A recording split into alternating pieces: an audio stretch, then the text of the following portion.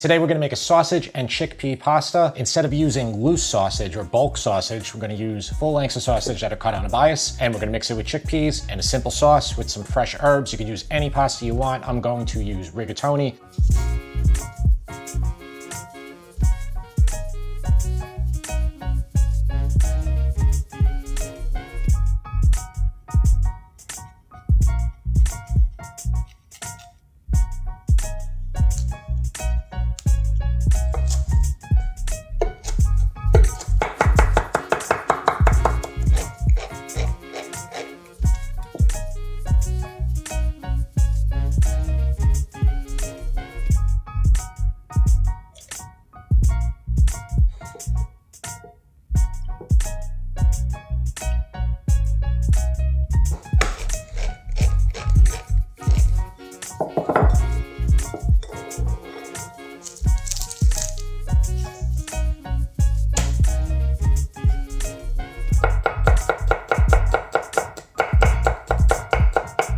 So we have our chickpeas, we have our Parmesan cheese, it's Parmigiano Reggiano, we have our garlic, we have our tomatoes. I hand crushed San Marzano, those were DOP tomatoes. Use any good quality brand you like. Those are all prepped. We also prepped our herbs. Now let's take a look at that sausage.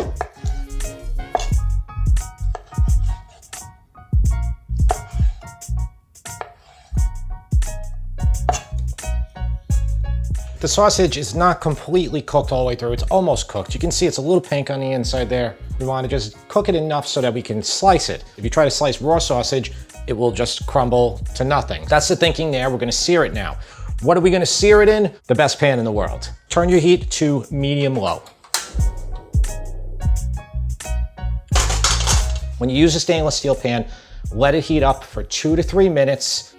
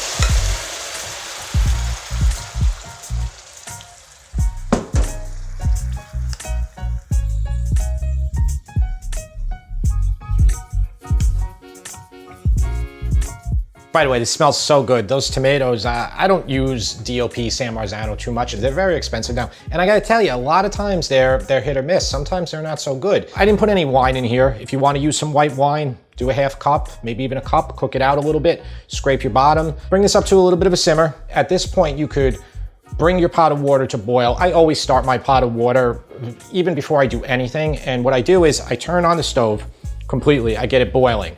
Keep the cover on. Turn it off. It will retain most of its heat. And then when I need to boil for when my sauce is ready, because you always want to boil your pasta after your sauce is ready, then it's only about a minute or two for it to bring back up to boil again. All right, so this is bubbling a little bit. We'll put those chickpeas in. These tomatoes truly smell incredible. They just, and so does the sausage. I'm gonna try a piece. Recipe calls for 2 pounds. I had like 1.5 pounds here, maybe even a little bit less, but I think 2 pounds is a better amount. That's good. All right, so my water's boiling right here. I'm gonna do 2 tablespoons of kosher salt. You could do 3.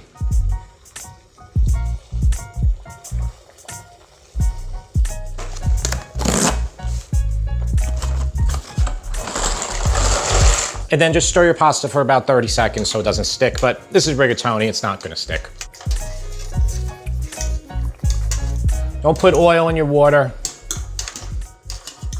You don't need to, it doesn't do anything. Some people say it makes it harder then for the sauce to stick when we finish it later on. I know Lydia says that all the time, and I love Lydia. I learned so much cooking from her when I was a kid. I used to watch her with my grandmother. I'm gonna add that sausage in now. As we're waiting for our pasta to cook all the way, let's test the sauce. Remember, no salt was added in here yet, so we're gonna need some salt right now. Now, depending on the tomato brand, you might not need as much. It's good. Let's say about a teaspoon of salt to start. Maybe a little bit more. Teaspoon and a half. You know, I'm finishing with Parmesan cheese here. If you're gonna finish with Pecorino Romano, this is using a half a cup, you might not need as much salt either because Pecorino is gonna be saltier.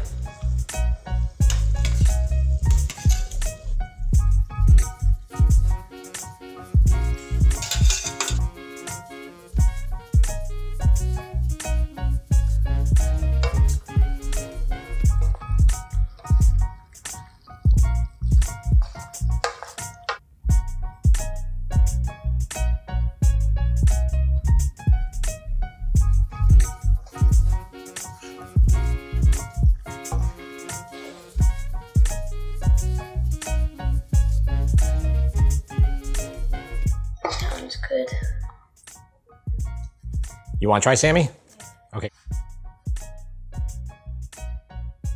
Yeah, every time I put sausage in pasta, he's like, oh no, you did that again. But I seared it. I roasted it in the oven, then I seared the pieces. Sammy, why don't you try it? It's gonna be hot. I use Parmesan cheese, not Pecorino Romano. She gets so mad at me every time because I use Pecorino for so many dishes. Pecorino's better. I think so too. I'm gonna get some chickpeas. There was no way I was gonna flip that pan. Basically 2 pounds of chickpeas, 2 pounds of sausage, and a pound of pasta. It wasn't worth it. It's still delicious that way. The sauce still stuck to it because we cooked that pasta al dente, and that's all you have to do.